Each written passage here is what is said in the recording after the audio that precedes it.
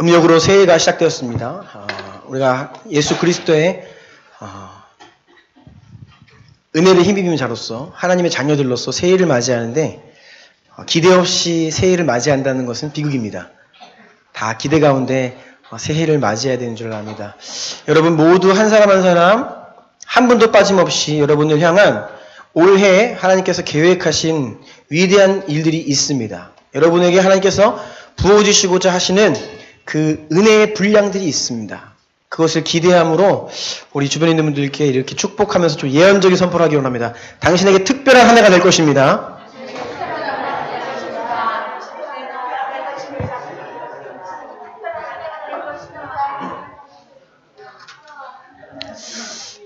세상에서 말하는 대박을 꿈꾸는 것이 아니라 우리 가운데 하나님께서 정말 특별한 또 은혜를 행하시고 우리가 동행하시는 가운데 그러한 은혜 경험하는 한 해가 될 것입니다. 믿음으로 축복하며 선포합니다. 오늘은 더 서번트 5번째 시간입니다. 오늘은 그 본문이 몇 군데가 있어서 우리가 여러분 기대하시고 또 환호하고 싶으시겠지만 오늘은 생략하고 다음 주에 하고요. 세 가지 말씀을 차례대로 좀 읽으면서 하나님 말씀을 보기를 원합니다. 제목 같이 먼저 읽겠습니다. 시작. 개인적 신앙의 한계와 공동체적 신앙의 무한한 가능성. 이런 제목으로 하나님 말씀 나누기를 원합니다. 1. 인간은 하나님께 의존적이며 동시에 공동체적인 존재다. 골로새서 1장 16절부터 29절까지 말씀 먼저 읽겠습니다. 신약성경 324페이지에 있는 골로새서 1장 16절로 29절 찾으시면 감사하겠습니다. 16절부터 29절까지 한 절씩 교독하겠습니다. 만물이 그에게서 창조되되 하늘과 땅에서 보이는 것들과 보이지 않는 것들과 혹은 왕권들이나 주권들이나 통치자들이나 권세들이나 만물이 다 그로 말미암고 그를 위하여 창조되었고 또한 그가 만물보다 먼저 계시고 만물이 그 안에 함께 섰느니라.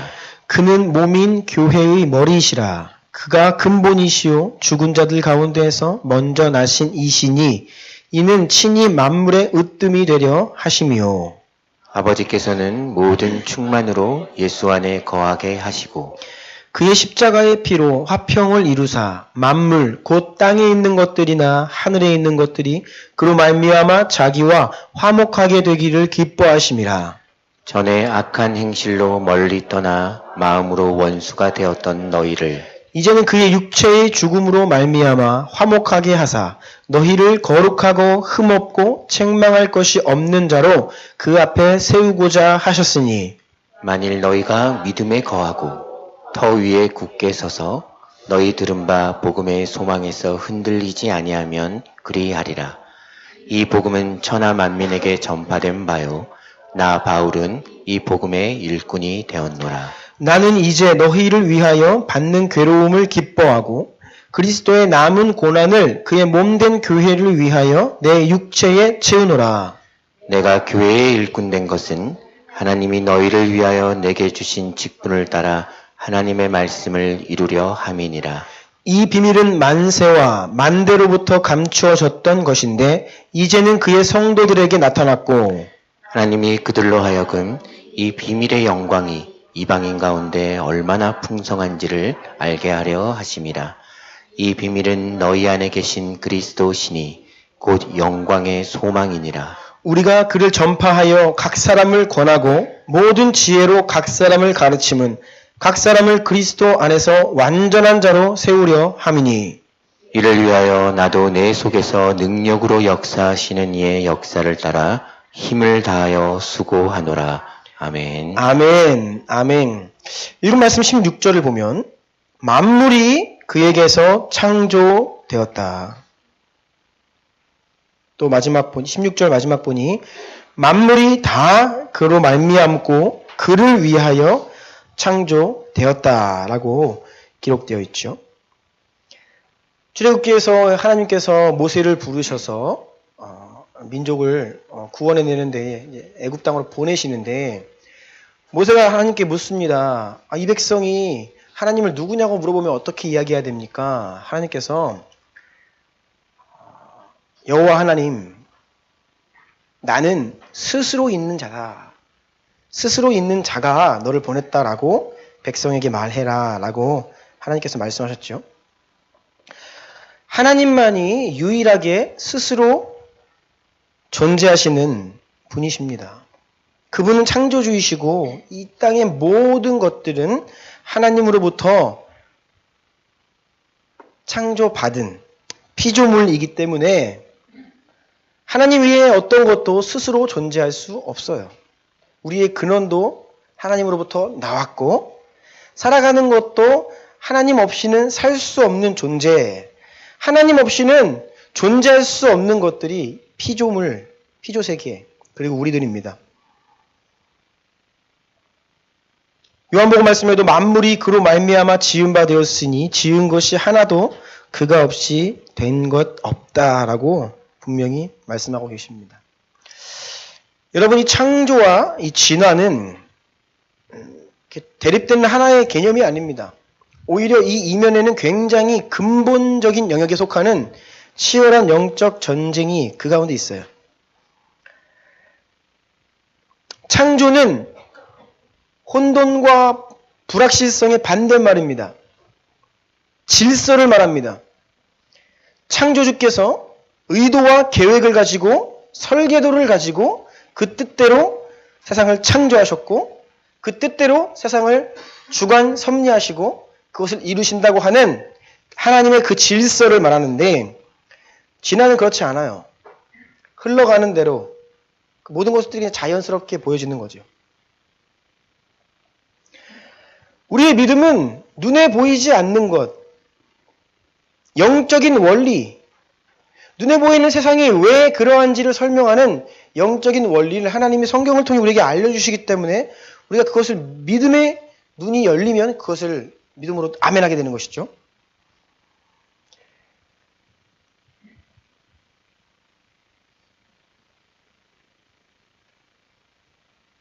오늘날은 이 진화론적인 메시지가 세상에 많습니다. 진화론은 보이는 대로, 느끼는 대로 살라라고 이야기해요. 하고 싶은 것을 자연스럽기 때문에 그것을 해야 한다고 이야기하는 것이 진화론이에요. 하지만 창조주를 믿는 우리는 보이는 대로 살지 않고 느끼는 대로 살지 않고 하고 싶은 대로 하지 않고 하나님의 가르침을 따라 사는 창조주 하나님의 가르침을 따라 사는 존재가 바로 창조주를 믿는 자들입니다. 우리의 육신이 무언가를 강렬히 원한다고 하여도 그것이 하나님께서 하지 말라 하시는 일이면 하지 않는 거죠. 우리의 육신이 무언가에 흥미를 느낀다고 하여도 하나님이 슬퍼하시는 일이라면 하지 않는 것이지요. 창조주 하나님을 기억하며 믿는 자의 삶은 이러합니다. 그런데 세상은 그렇지 않아요. 욕망이 있으면 해야 돼요. 동성애 논쟁도요, 사실은 다 창조와 진화의 싸움입니다. 그들에게 그런 욕구가 있기 때문에 허락해라, 존중해줘라 이거잖아요. 근데 우리의 관심은요, 그런 욕구가 있느냐 없느냐의 문제가 아니에요. 하나님이 그것을 하지 말라 하셨기 때문에 하지 않는 것이죠.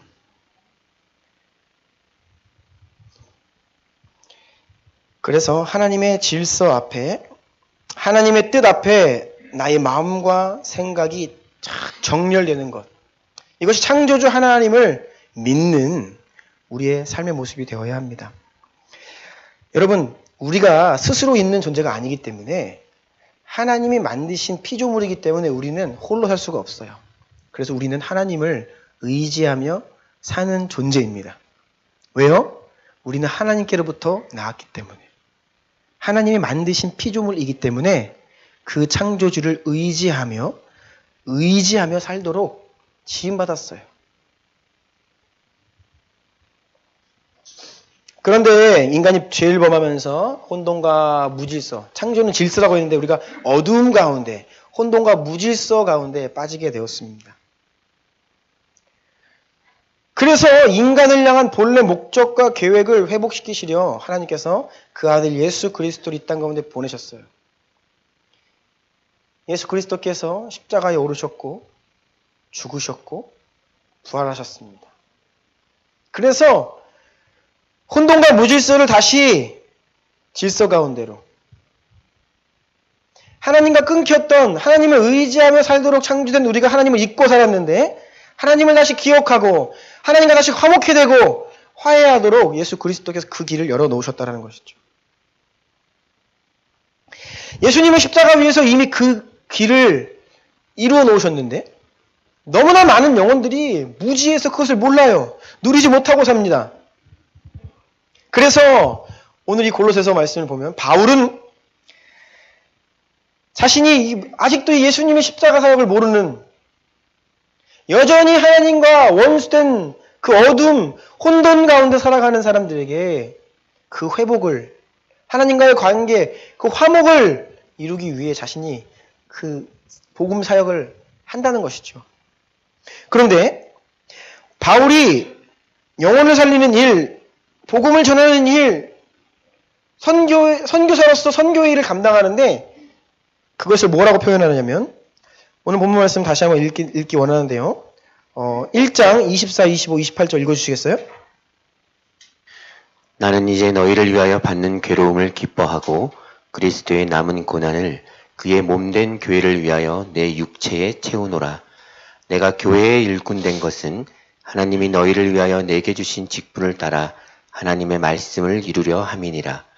우리가 그를 전파하여 각 사람을 권하고 모든 지혜로 각 사람을 가르침은 각 사람을 그리스도 안에서 완전한 자로 세우려 함이니. 아멘. 아멘. 바울이 예수님을 모르던 한 사람에게 복음을 증거하고 그가 예수님을 믿도록 하고 그를 말씀으로 훈련하고 가르쳐서 자라가도록 하는 이 자신의 복음 사역, 선교 사역을 내가 그냥 가서 개인으로 가서 개인에게 복음을 전하는 사역이라 이야기하지 않고 오늘 말씀을 보면 자신은 교회의 일꾼이 되어서 교회를 섬긴다라고 표현을 해요. 25절, 내가 교회의 일꾼이 되었다. 그렇게 교회의 일꾼으로 교회를 섬긴다라고 표현을 하고 있습니다. 오른쪽 그림에 보시면 자, 하나님과 사람 사이에 예수 그리스도 십자가를 통해 회복이 일어나요. 원수된 관계가 화해가 일어나고 화목된 관계로 회복되는데 바울이 그 일을 지금 본인이 선교사역 현장에서 영혼들에게 복음을 증거하면서 하고 있는데 어떻게 표현하냐면 교회의 일꾼으로 교회를 섬김으로 각 사람에게 그리스도를 전파한다라고 표현을 하고 있습니다. 하나님께 의존하도록 창조된 우리, 동시에 여러분 하나님은 사람을 공동체적 존재로 부르셨어요. 그래서 하나님과의 관계 회복을 하는데 이것은 그저 나와 하나님과의 1대1 사이에서 일어나는 일만이 아니라 공동체 가운데 일어나는 일로 작정하셨다는 거예요. 이것이 하나님이 이 땅 가운데 역사하시는 것을 교회를 통해 일하시기로 작정하셨다는 뜻이에요. 한 율법 교사가 예수님께 나와 시험하려고 묻습니다. 선생님, 율법 중에서 어느 계명이 가장 큽니까? 예수님께서 이렇게 말씀하시죠. 내 마음을 다하고 목숨을 다하고 뜻을 다하여 주 너의 하나님 사랑하라. 이것이 크고 첫째 되는 계명이요. 둘째도 그와 같으니 내 이웃을 네 자신과 같이 사랑하라. 이 두 계명이 온 율법과 선지자의 강령이다 라고 하셨습니다. 모든 하나님의 가르침이 두 가지인데 그것은 하나님을 사랑하고 이웃을 사랑하는 거예요. 하나님을 의지하고 사랑하도록 지음받은 우리가 그 관계가 왜곡되었기 때문에 하나님을 사랑하는 것의 회복, 공동체적으로 서로 사랑하며 함께 살도록 지음받은 우리가 그것이 깨어져 있기 때문에 이웃을 사랑하는 것, 이 두 가지 회복을 하나님 복음 역사에 이 두 가지가 다 들어있다라고 말씀하시는 거죠. 그래서 어떤 한 영혼이 하나님과의 관계가 회복될 때에는 단순히 나와 하나님과의 관계만 회복되는 것이 아닙니다. 그것은 교회라고 하는 공동체를 통해 그러한 구원 역사가 일어나고 교회 가운데 또한 하나님과의 관계가 회복된 사람들이 서로 사랑하는 공동체의 회복이 일어나는 것이요.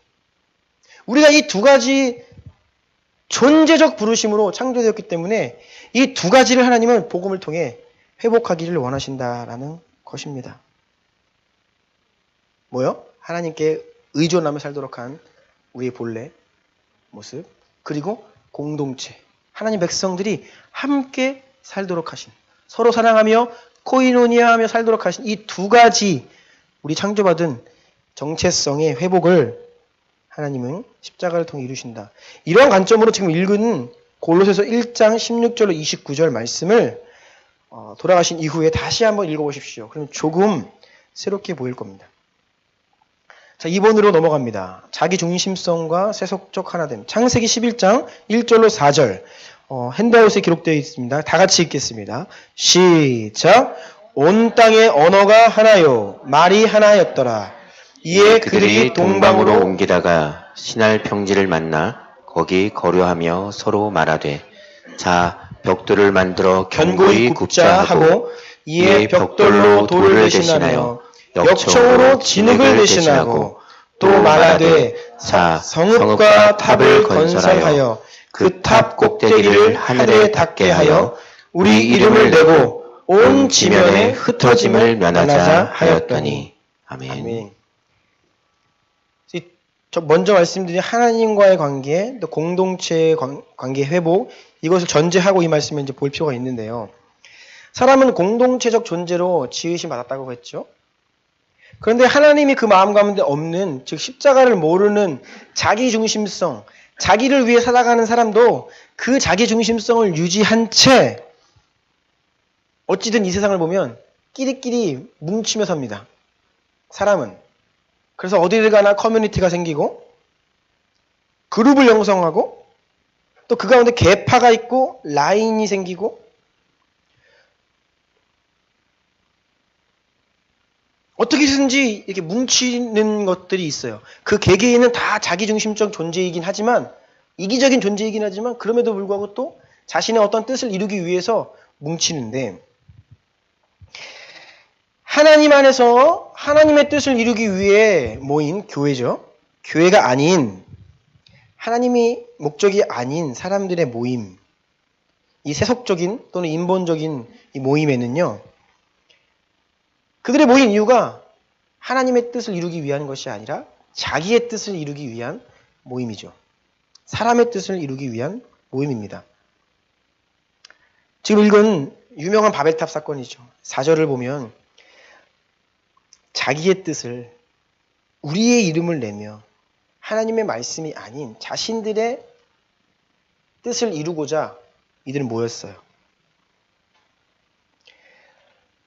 여러분 심지어 성도들이라고 하여도 하나님의 뜻이 아닌 자기의 뜻을 이루어 보려고 교회에 온다. 우리 이것을 기복주의라고 하죠.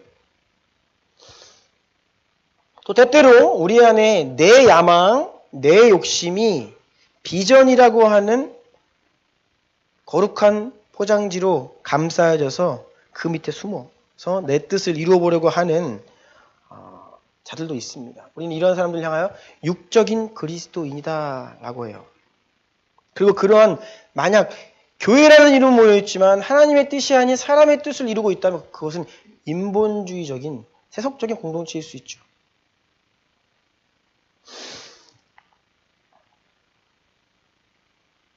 하나님이 아닌 자기 뜻을 이루기 위해 모인 사람들의 그 그룹의 특징은 표면적인 하나됨을 추구하는 모임입니다. 자, 교회와 하나님의 뜻을 이루기 위해 모인 교회와 자기 뜻을 이루기 위해 모인 사람들의 모임의 차이점을 지금 이야기하고 있어요. 세상은 자기 뜻을 이루기 위해 표면적인 하나됨을 추구한다. 먼저는 1절을 보면 그들의 말과 언어가 하나였다라고 나와 있죠. 이런 무언가 공통분모 위에 서서 자기의 뜻을 이루어 보려고 뭉치는 겁니다. 말과 언어가 하나다. 이것은 표면적인 하나됨입니다. 그리고 그렇게 해서 그들이 쌓아 올린 바벨탑을 우리가 눈여겨볼 필요가 있는데요. 3절을 보면 벽돌을 만들어 견고히 굽자 하고 이에 벽돌로 돌을 대신하였다. 다시요. 벽돌을 만들어 견고히 굽자 하고 이에 벽돌로 돌을 대신하였다. 이 바벨탑을 쌓는 모습과 굉장히 비교되는 하나님 말씀이 한 가지 있는데 그것은 출애굽기 20장 25절에 나타난 하나님께서 너희가 나에게 나아오려고 제단을 쌓을 때 어떻게 하라 하신 규정인데요. 출애굽기 20장 25절 읽어주세요. 내가 내게 돌로 제단을 쌓거든 다듬은 돌로 쌓지 말라. 내가 정으로 그것을 쪼면 부정하게 함이니라. 아멘. 여러분 벽돌과 그냥 돌, 큰 이런 바위들을 말하겠죠. 큰 돌들. 벽돌은 사람이 만들어내는 것이고 돌은 사람이 손대지 않은 하나님 작품입니다. 정으로도 그것을 쪼지 말아라. 내가 어떤 모양을 원한다고 그것을 다듬지 않은 원석 그대로의 돌을 가지고 하나님을 위한 제단을 쌓아라 라고 하신 하나님 말씀입니다. 사람이 만든 것 벽돌, 하나님이 만드신 것 돌. 또 차이점은 이 가운데 계신 여러분 모두를 지금 들판에 가서 자, 달을 쌓을 거니까 큰 돌을 하나씩 구해오세요 했습니다. 여러분들이 가서 이제 돌을 하나씩 구해오는 겁니다. 들 수 있는 만큼 바위를 하나씩 들고 오는데 다 들고 모였어요. 똑같은 모양이 하나도 없죠. 제각기 다 다릅니다. 세상에는 똑같은 모양의 돌은 없습니다. 만약 그것이 오차 없이 똑같다고 하면 그것은 사람이 만든 거예요. 정으로 깎거나 다듬은 거죠. 그런데 여러분 벽돌은 어때요? 벽돌을 굽자 했습니다. 일정한 틀에 진흙을 넣고 불에 굽는 거예요. 이러한 벽돌은 다 똑같아요. 다 똑같아요.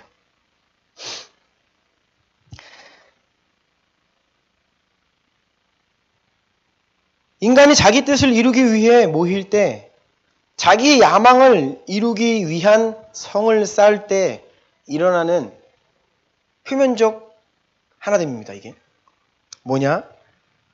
획일화, 규격화, 부속품화, 기능화. 이 가운데 인간성이 사라져요. 이게 같이 무슨 말이냐? 바벨탑이 나오는데 잘 들어보세요. 여러분 세상은 지금 왜 세상에 가면 힘든지 아십니까? 왜 인간성이 말살되고 있는 시대에 살고 계신지 아십니까?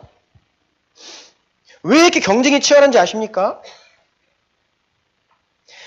하나님은 여러분의 있는 모습 그대로를 존귀하다 여기시고 여러분 모두를 향해 여러분 자신만의 가치, 여러분만의 인생을 통해 할 수 있는 하나님의 일들이 있어요. 하나님은 그런 시선으로 여러분을 바라보시기 때문에 모두가 존귀하다 하세요. 그런데 세상은 그렇지 않아요. 사람의 야망을 이루고 사람의 뜻을 이루기 위한 세상이 회사든 모임이든 그곳에 가면요. 그곳에는 사람의 뜻으로 만들어낸 벽돌만이 존재합니다. 그러니까 벽돌은 이 벽돌이 빠지면 다른 벽돌로 채워넣으면 돼요. 사람이 기능적인 존재가 되는 것입니다. 내가 하고 있는 역할을 다른 사람이 그냥 오면 하면 되는 거예요. 이것이 시스템이고 세상입니다. 똑같은 곳을 바라보며 똑같은 자격을 갖추고 그 일을 경쟁하고 있는 것이에요. 열심히 공부해가지고 토익 점수를 받았는데 이력서를 내보면요. 그 토익 점수 받은 사람이 수두룩해요. 네. 어느 대학 좋은 공부를 해가지고 학력이 좋습니다 했는데 수두룩해요. 나 말고도 똑같은 자격을 갖춘 사람들이 수두룩해요. 그러니까 경쟁이 있어요. 사람의 뜻을 야망을 이루는 것은 경쟁이 있고요. 비교가 있고 그래서 교만하거나 낙심이 있고요. 두려움이 있습니다. 언제 내가 낙오될지 모른다. 경쟁에서 밀릴지 모른다. 나 말고 다른 사람이 그 자리를 대신하면 어떡하나. 이것이 바로 하나님이 계시지 않는 세상 그리고 사람들의 모임의 특징이라는 겁니다. 지금 세상이 정확히 그래요. 그런데 여러분 문제는 교회 안에서도 비슷한 일이 발생할 수 있다라는 것입니다. 아, 무슨 교회에서 경쟁이에요? 뭐 교회에서 이렇게 이야기하면 조금 현실감이 없죠. 만약 여러분 마음 가운데 이러한 생각이 있다면 여러분도 교회 안에서 세상적인 사고를 가지고 생각하고 계신 겁니다. 뭐냐면 나 말고 누군가 하겠지. 네. 아, 내가 안 하면 다른 성도가 그거 할 거야. 여러분 이러한 생각은요. 바벨탑을 쌓는 벽돌들에게 해당되는 말입니다. 여러분들이 다 각기 고유한 모양의 돌들이에요. 하나님의 제단을 쌓는 그곳에 여러분만이 들어갈 수 있어요. 이곳은 나만이 들어갈 수 있어요. 내가 빠지면 다른 그 어떤 돌로도 그걸 채울 수 없어요. 이것이 하나님의 뜻을 이루기 위해 모인 교회 공동체의 특징입니다.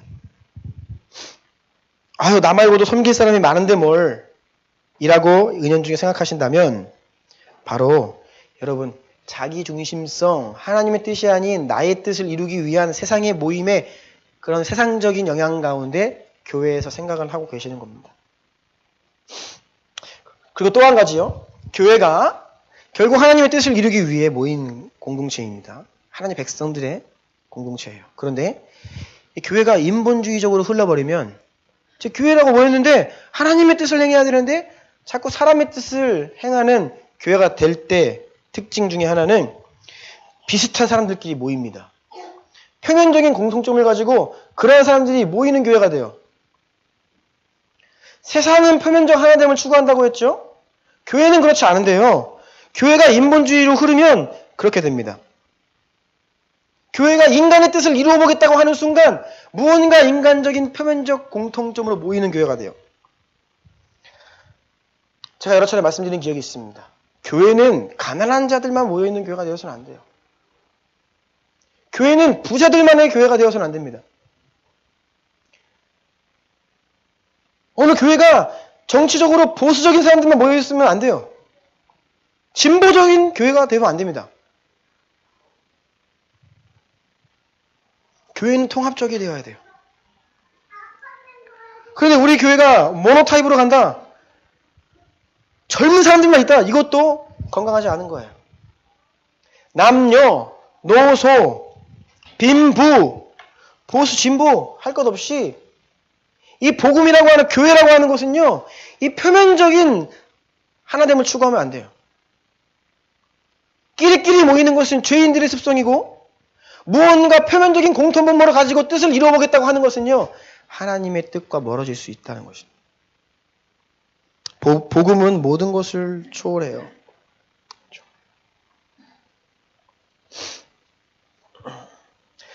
우리의 신앙생활도 교회 공동체도 개인 중심적으로 내 뜻을 이루어보고자 하는 쪽으로 흐르면 결국 세상에서 말하는 것처럼 이렇게 세상에서나 보여지는 그런 생각, 모습들이 나타나게 된다는 것입니다. 세상의 잣대로 나를 판단하고 평가하고 서로를 바라보고 그러면 안 된다는 것이죠. 교회 안에서는요. 자, 큰 3번으로 갑니다. 큰 3번의 결론, 진리, 답이 있습니다. 교회가 그리스도의 몸이라는 진리 안에 답이 있다. 지난주에 우리가 살펴보았던 본문인데요. 다시 한번 보기를 원합니다. 에베소 4장 13절로 16절 핸드아웃에 있는 내용 다 같이 읽겠습니다. 시작. 우리가 다 하나님의 아들을 믿는 것과 아는 일에 하나가 되어 온전한 사람을 이루어 그리스도의 장성한 분량이 충만한 데까지 이르리니 오직 사랑 안에서 참된 것을 하여 범사에 그에게까지 자랄지라. 그는 머리니 곧 그리스도라. 그에게서 온 몸이 각 마디를 통하여 도움을 받음으로 연결되고 결합되어 각 지체 분량대로 역사하여 그 몸을 자라게 하며 사랑 안에서 스스로 세우느니라. 아멘. 여러분, 우리의 하나됨은 말이 같고 문화가 같고 피부색이 같고 공통분 이런 것들이 아닙니다. 우리의 하나됨은 예수 그리스도를 믿는 것과 아는 일에 하나가 되는 거예요. 따라해 보세요. 예수 그리스도를 믿는 것과 아는 일. 예수님을 믿는 것과 아는 것에 하나가 되어 함께 자라가는 것. 이것을 하나님 말씀하시는 하나됨이에요. 다른 게 아닙니다. 그래서 오늘 읽지는 않았지만 에베소 4장 4절 보면 지난주 읽었죠. 너희가 부르심의 한 소망 안에서 부르심을 받았다라고 하는 우리가 예수님을 믿는 것과 아는 일, 이 동일한 부르심, 우리의 동일한 목적, 이것이 교회의 하나됨이라는 것이에요. 그래서 성경적으로 보자면 이 교회 안에서 성도들의 하나됨은 예수님을 믿고 아는 것에 하나 되는 것, 우리의 생각과 목적이 연합되어 있는 것이죠. 그러므로 인해서 서로 간에 사랑하고 코이노니하는 그런 모습을 일컬어서 하나됨이다라고 말씀하십니다. 우리가 공동체, 교회의 하나됨을 이야기할 때 굉장히 귀중한 힌트를 얻을 수 있는 것이 바로 삼위일체 하나님이세요. 요한복음 말씀을 보면 17장 읽어주시겠어요? 거룩하신 아버지여, 내게 주신 아버지의 이름으로 그들을 보존하사 우리와 같이 그들도 하나가 되게 하옵소서. 내게 주신 영광을 내가 그들에게 주었사오니 이는 우리가 하나가 된 것 같이 그들도 하나가 되게 하려 함이니이다. 곧 내가 그들 안에 있고 아버지께서 내 안에 계시어 그들로 온전함을 이루어 하나가 되게 하려 함은 아버지께서 나를 보내신 것과 또 나를 사랑하심 같이 그들도 사랑하신 것을 세상으로 알게 하려 함이로소이다. 아멘. 아멘. 예수님께서 십자가에 오르시기 전에 하신 기도문입니다. 기도하시는데 하나님 아버지께 예수님께서 기도하실 때 아버지와 제가 우리가 하나가 된 것처럼 이 땅 위의 교회도 하나가 되게 하옵소서. 그러니까 삼위일체 하나님의 그 하나되심, 그 연합 가운데 우리 공동체, 교회의 하나됨에 계시가 들어있다는 것이죠. 여러분, 삼위일체 하나님 무엇입니까? 한 본질 안에 세 위격, 세 인격이 계시다. 잘 이해가 안 돼요. 그냥 믿는 겁니다. 네. 한 본질 안에 세 위격, 인격이 존재하신다.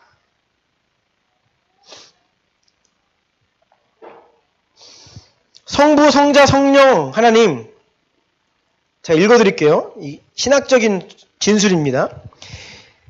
성부, 성자, 성령은 위격에 있어서는 구별되시나 본질에 있어서는 동일하시고 각각의 위격의 고유한 특성에 따라 서로 구별되시나 분리되지는 않는다. 우리 삼위일체 하나님은 잘못 이해하는 경우가 있어요. 구별도 안 시키려고 그래요. 그냥 같은 분으로 생각하는데 성부, 성자, 성령님은 구별되시는 세 인격이십니다. 그런데 본질이 하나세요. 능력과 영광이 동등하십니다. 분리되지 않는 구별되시는 세 위격, 인격을 말해요. 특별히 우리 사람을 구원하시기 위한 이 삼위 하나님의 이것을 경륜적 삼위일체라고 하는데 하나님 아버지 성부 하나님은 우리의 구원을 계획하시고 성자께서 그것을 완성하시고 성령께서 그것을 적용하십니다. 우리를 구원하시는데 삼위 하나님께서 역할이 다르세요.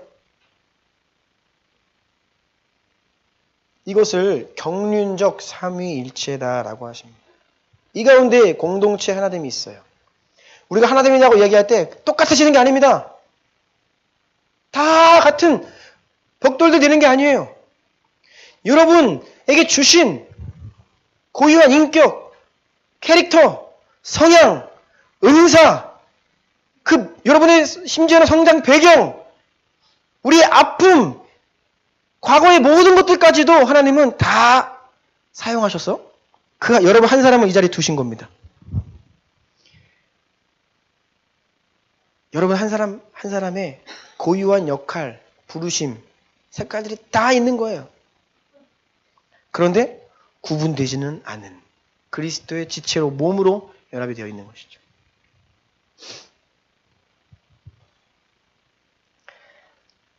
우리의 본질적 부르심은 같아요. 다시요. 하나님의 아들을 아는 것과 믿는 일에 하나가 되어 그리스도께까지 자라가는 것. 이것이 우리의 본질적 부르심입니다. 하지만 모양은 제각기 다 다릅니다. 그리스도의 몸된 지체, 여러분 한 사람 한 사람은 그 모양이 다르고 기능이 달라요. 하지만 머리이신 그리스도께 긴밀히 연결되어 서로 또한 연합되어 결합되어 있어서 조화를 이루면서 함께 자라가는 것입니다. 하나님의 공동체에 하나님의 뜻을 이루기 위해 모인 교회와 세상에 하나님이 계시지 않는 자기 뜻을, 인간의 뜻을 이루기 위해 모인 곳에 또 다른 점이 하나는 뭐냐면 세상의 그룹은, 조직은 시스템으로 돌아갑니다. 교회는 시스템으로 돌아가지 않아요. 물론 교회가 커지면 시스템이 필요해요. 그래서 교회가 관리를 해야 되기 때문에 교회를 시스템이라는 것을 사용을 하게 됩니다. 그런데 그 시스템이 교회를, 하나님의 사역을 감당하는 것은 아니에요. 세상 조직은 시스템화되어 있죠. 한 사람이 빠지면 다른 사람이 들어가면 됩니다. 근데 교회는 아니에요.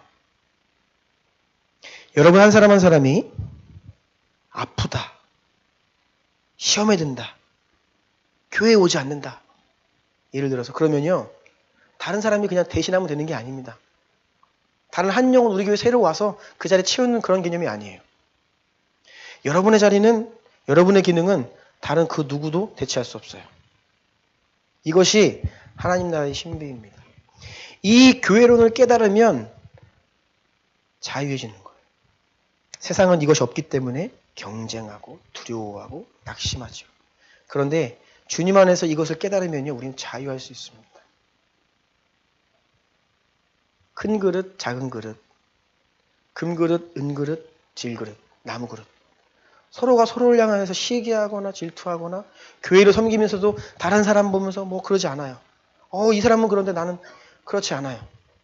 나에게 주신 내 부르심 그대로 영광스러운 교회의 지체로서 섬김에 감사하며 나아갈 수 있는 것이죠.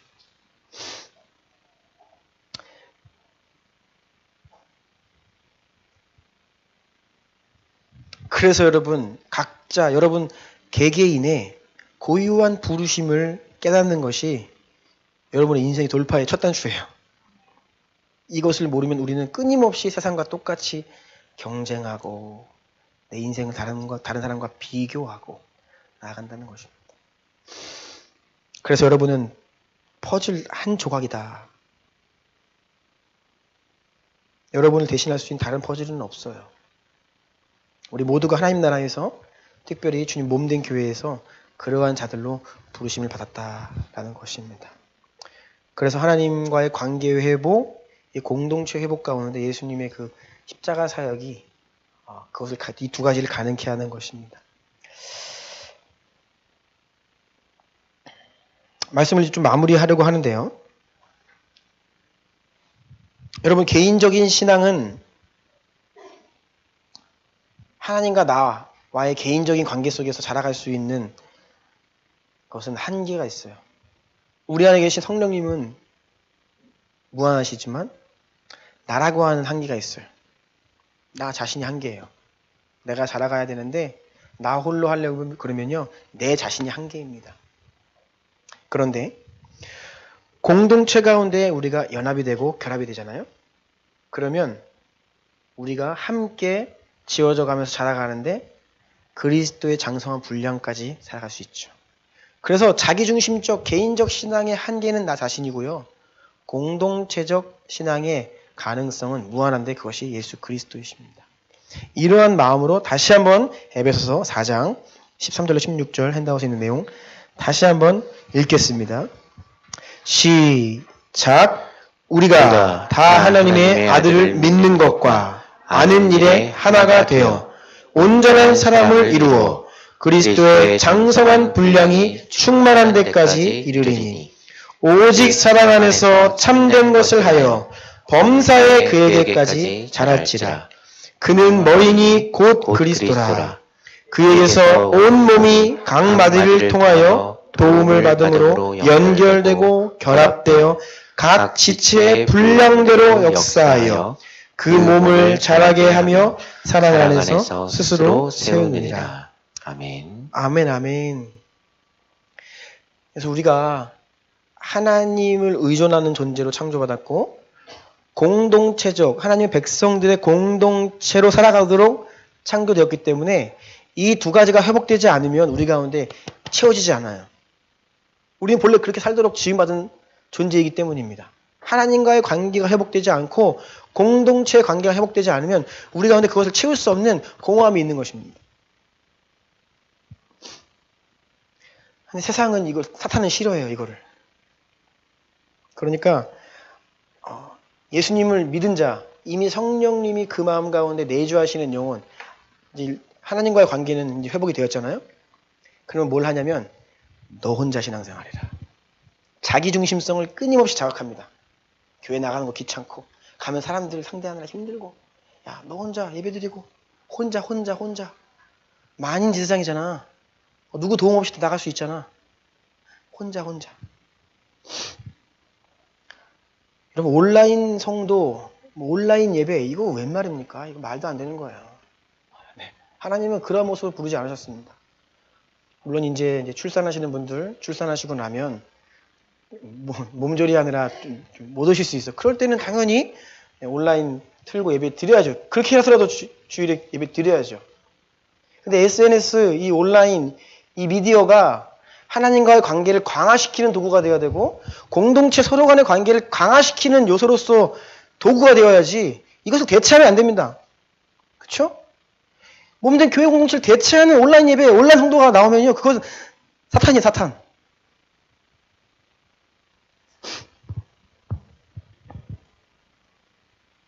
이 공동체적 신앙의 이 부르심 앞에 여러분 모두가 이 몸된 교회의 한 지체로 연합되어서 서로가 서로를 돕고 서로가 자신의 한계를 뛰어넘어 그리스도의 분량에 이르기까지 자라가는 은혜를 충만히 누릴 수 있는 우리 주나의 공동체 되기를 예수님 이름으로 축복합니다. 같이 기도할까요? 우리 안에 있는 자기중심성, 개인 중심적으로 자꾸 개인 홀로 하려 하는 이 육신의 성향, 그것이 편해요.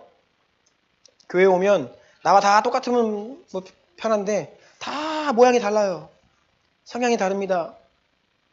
말투가 다르고 태도가 다르고 배경이 다르고 그래서 좀 피곤할 수 있습니다. 그래서 신앙생활은 자기 부인이에요. 어쩔 수 없이 하나님께서 이 공동체의 회복으로 우리를 부르셔서 우리가 이 가운데 나와 공동체 회복을 꿈꾸며 그것을 누려가는 가운데에는 반드시 자기 부인이 있어야 됩니다. 홀로 하려고 하는 자기중심성의 그 육신의 본성을 이겨야 돼요. 귀찮아하고 머리 쓰는 걸 싫어하고 이런 것들 관계에서 오는 피로감에서 자유하고 싶은 홀로 있고 싶은 그런 자기중심성을 이겨야 됩니다. 창조주 하나님을 기억하는 자는 뭐라고 했죠? 주님의 뜻 앞에 정렬되어요. 그 뜻을 순종하며 나아가는 것이 주께서 하나님과의 관계의 회복을 이루시고 몸된 교회의 공동체의 회복을 하나님이 뜻하시고 우리를 인도하고 계시는데 우리의 모습이 어떠한지 돌아봤으면 좋겠습니다. 끊임없이 나 중심적으로 생각하고 말하고 행동하려 하는 우리의 성향들을 좀 하나님 앞에서 은혜를 구하면서 기도했으면 좋겠습니다. 주님의 은혜가 필요합니다. 주님의 은혜로 보혈로 덮으시고 그래야 이 공동체가 한 사람도 낙오되지 않고 한 영혼도 시험이 들지 아니하고 모두가 각 지체가 서로 긴밀히 연합되고 결합되어서 서로를 도우며 그리스도에 이르기까지 자라가는 그러한 공동체 될 수 있도록 모두가 그리스도의 일꾼, 종으로서의 역할을 능히 감당하는 교회 될 수 있도록 우리 한번 주여 부르고 기도하기를 원합니다.